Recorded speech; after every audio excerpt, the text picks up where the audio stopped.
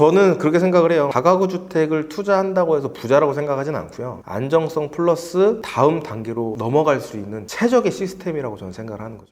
반갑습니다. 오늘은 더 날카로운 주제를 가지고 와봤습니다. 오늘의 주제는 돈 되는 다가구 주택. 이걸 주목해야 된다. 다 알려달라는 거지. 아, 그래요?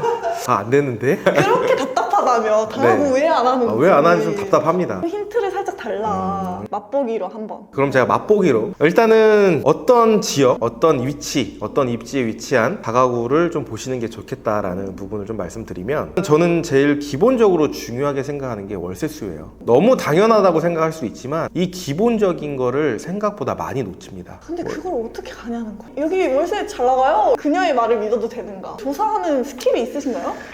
강의내용이 나오는데 큰일 났네. 일자리가 제일 베이스입니다. 일자리가 일단 베이스고, 그러면 구독자분들은 얘기하겠죠. 그럼 강남이 좋은 거네. 그럼 강남 일자리 제일 많잖아요. 강남에 있는 다가구 주택을 하시면 됩니다. 이렇게 또 하면 또 화를 내실 거죠. 내가 왜 강남에 있는 걸 못하냐. 결국 돈이 없어서 그런 거잖아요. 그럼 결국엔 자금 때문에 서울 수도권을 못하고 또 지방으로 내려갈 수밖에 없거든요. 그럼 지방에는 어떤 부분을 봐야 되느냐? 저는 사실 공업지역 위주로 보라고 말씀드립니다. 우리가 지적 편집도라는 게 있거든요. 그걸 누르게 되면 노란색은 이제 주거지역이고, 분홍색 상업지역이고, 그리고 파란색이 공업지역이에요. 공업지역이면 공장이 몰려있고 공단이 있기 때문에 거기는 일자리 수요가 꾸준하거든요. 근데 그런 분들이 출퇴근 1시간 왔다 갔다 하진 않는단 말이죠. 젊은 20, 30대 사회초년생 분들이 또 많이 있기 때문에 원룸, 1.5룸 수요가 굉장히 많습니다. 지적 편집도를 통해서 공단이 있는지 이런 부분들을 또 보시면 좋을 것 같고, 제가 실제로 이제 그런 지역에 이제 낙찰을 받아서 관리를 하고 있는데, 그런 곳들은 회사에서 오히려 기숙사로 쓰는 경우가 많아요. 그러면 너무 편하겠다. 월세 따박따박. 그렇죠. 그 대신에 이제 조심해야 될 게, 투룸에 2명, 3명 산다, 이런 거는 저는 좀 개인적으로 추천드리진 않고요. 1.5룸이나 원룸에 혼자 산다, 이런 경우에는 오히려 월세도 더 따박따박 받으면서 그런 부분들이 좀 좋은 것 같아요. 장기 거주하고요. 이제 제가 낙찰받은 곳의 특징인데, 거기 주변이 한 30년 된 다가구 주택이 굉장히 많았어요. 근데 준신축의 다가구 주택이 별로 없었거든요. 준신축에 한 5년 된 다가구 주택을 낙찰을 받았거든요. 그러다 보니까 기숙사를 이용하는 분들이 가정이 있으신 분들도 있겠지만 대부분은 젊은 친구들이에요. 젊은 친구들은 깔끔한 데서 살고 싶어 합니다. 오래된 곳보다는. 그러다 보면 자연스럽게 그 수요가 오래된 데보다는 준신축인 수요로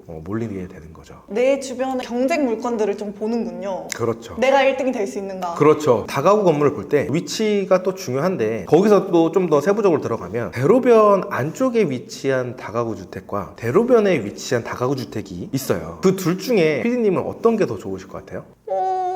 저는 상관없을 것 같아요. 상관없을 것 같아요? 보통은 대로변보다는 안쪽에 위치한 다가구 주택을 선호를 해요. 대로변에는 큰 차들이 또 많이 지나가기도 하고, 덤프트럭 한번 지나가면 건물이 흔들려요.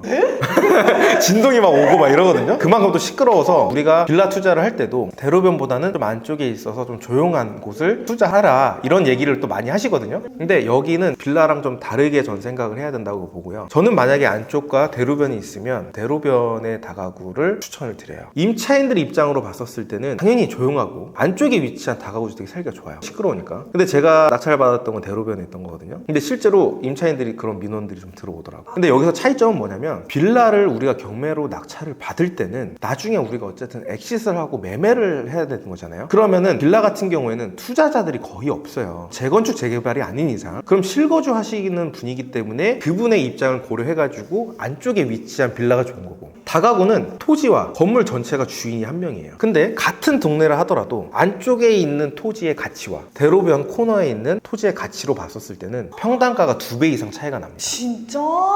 임차인들이 좀 불편해 하더라도 우리는 어쨌든 엑시스를 해야 되기 때문에 훨씬 더 가치가 큰 대로변의 다가구 주택을 하시는 게 맞다라고 보여집니다. 그리고 추가적으로 그걸 운영을 하면서 느낀 건데요. 낙찰 받았던 그 다가구 주택에는 80%가 여자분이세요. 20, 30대 혼자 사시는 분들이 많습니다. 왜 그런 분들이 자꾸 오나 봤더니, 대로변을 통해 가지고 저희 집에 올 수가 있어요, 다가구 주택을. 근데 다른 다가구 주택 같은 경우에는 골목골목길로 가니까 위험하고 어두컴컴한 거예요. 근데 이 건물은 시끄럽다 하더라도 일단 안전성이 있고 이런 부분들 때문에 좀 많이 선호하더라고요. 그래서 저는 CCTV 있잖아요. CCTV를 화면을 아예 1층 엘리베이터 겉에다 달았어요. 그래서 모든 채널의 화면이 다 보일 수 있게끔. 그러면 여성분들이 대로변이고 또 안전하고 건물도 깨끗한데 CCTV까지 있으니까 또 안전하다고 또 느끼시는 분들이 계셔서, 그런 부분들을 또 한다라고 하면 시끄러운 부분을 또 저희가 단점을 점을 또 보완할 수 있지 않을까 그렇게 저는 생각을 합니다. 맞네요. 투자자의 입장으로 생각을 해야지. 왜냐면 다가구를 받는 사람은 결국 투자자일 테니까 세입자 입장에서 주차 공간이 있고 없고는 되게 큰 선택지인데 대로변이고 안쪽이고 그건 별로 상관을 안 쓸 것 같아. 이거 꿀팁인데요? 그래서 다른 유튜브를 보면 다가구 주택 고를 때 안쪽으로 시끄럽지 않은 거를 하라라고 하시는 분들이 좀 있어요. 제 의견은 다릅니다. 준신축은 감가상각에 대한 걱정이 좀 없는지. 준신축은 좀 덜 돼요. 왜냐면 신축이 요즘 너무 비싸기 때문에 준신축이 같이 올라가는 경향이 좀 있어요. 우리가 이제 아파트를 이제 조사를 할 때 보면 대장 아파트가 있고 주변에 있는 아파트들이 있잖아요. 근데 항상 상승이 되는 시기에 대장 아파트부터 먼저 올라가거든요. 그러면 주변에 있는 아파트들 시세가 가만히 있지 않아요. 대장 아파트가 올라가면 그 이후에 또 같이 올라가듯이 신축 단가가 워낙 비싸서 매매가가 올라가잖아요. 그럼 준신축도 또 같이 올라가는 그런 경향이 있고요. 오래된 다가구 같은 경우에는 사실 건물 가액은 큰 차이는 없을 거예요. 어차피 오래됐기 때문에. 그래서 그런 경우에는 건물은 거의 공짜로 토지값으로만 경매로 낙찰 받고 리모델링을 한번 하시는 게 좋습니다. 근데 리모델링을 다가구 주택을 해도 좋다고 보기는 하는데 한편으로는 제일 스트레스를 많이 받아 하는 게 임차인분들이 주차예요. 근데 오래된 다가구 주택은 아무리 리모델링을 해도 주차할 곳이 없으면 수요가 그만큼 안 받쳐주더라고요. 저는 그래서 준신축에 주차가 편한 그런 다가구 주택이 오히려 매도 상승도 좋고 임대 수요도 훨씬 더 괜찮지 않을까. 준신축이 경쟁률이 치열하지 않나요? 근데 아직도 치열하지 않은 그런 지역도 있고 제 수강생이 11월 중순에 잔금을 치르셨고 그분 3명 들어왔어요. 근데 그게 18년도 9월 준공이 됐던 물건이니까 선호하시는 구조나 대지 면적 이런 게 있을까요? 간단하게 좀 정의를 좀 설명을 드려야 될 것 같은데 일단 우리가 알고 있는 원룸 같은 경우에는 집 현관문을 열자마자 신발장이 있고 싱크대가 있고 침대가 있죠. 이걸 일반 원룸이라고 하고요. 분리형 원룸이라는 게 있습니다. 문을 딱 열면 신발장이 있고 부엌이 있고 중문이 하나 있죠. 근데 똑같은 원룸이지만 이 일반 원룸과 분리형의 원룸으로 봤었을 때 확실히 분리형 원룸 수요가 높아요. 높다 보면 어떻게 될까요? 월세도 더 받습니다. 분리형 원룸이 전 더 좋다고 생각을 하고요. 대지 면적은 당연히 크면 클수록 좋죠. 너무 작으면 엘리베이터도 없을 가능성이 크고요. 주차 공간이 또 협소할 가능성도 크고 구조가 제대로 안 빠집니다. 대지가 크면 클수록 주차도 편하고 엘리베이터도 있고 저도 지금 낙찰 받은 것 중에서 제일 작은 게 110평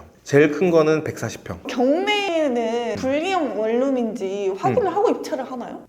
그렇죠. 방법이 있군요. 네. 그 카메라 끄고 얘기해요.